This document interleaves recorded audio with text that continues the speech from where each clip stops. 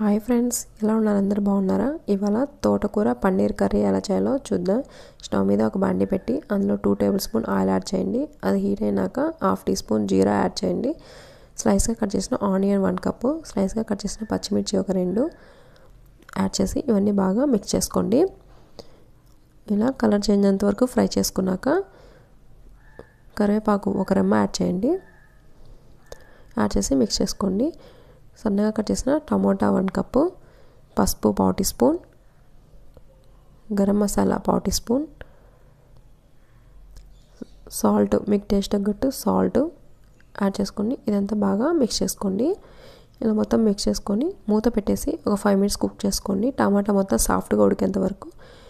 ఇప్పుడు ముందుగా మనం తోటకూర 2 కట్టలు తీసుకొని అది శుభ్రంగా వాష్ చేసి సన్నగా కట్ చేసి అదంతా ఇందులో యాడ్ చేసేసాను.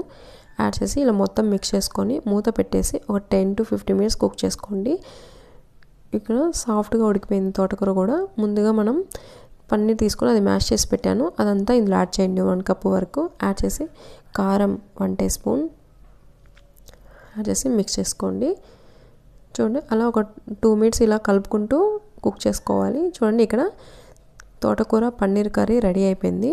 ఇది రైస్, రోటీ, చపాతీలకి చాలా బాగుంటుంది. మీరు కూడా ఇంట్లో ట్రై చేసి మీకు ఎలా వచ్చిందో కామెంట్లో చెప్పండి. అలాగే ఈ వీడియో మీకు నచ్చినట్లయితే లైక్, షేర్, సబ్స్క్రైబ్ చేసుకోండి. పక్కన బెల్ ఐకాన్ని ప్రెస్ చేయండి. Thank you for watching.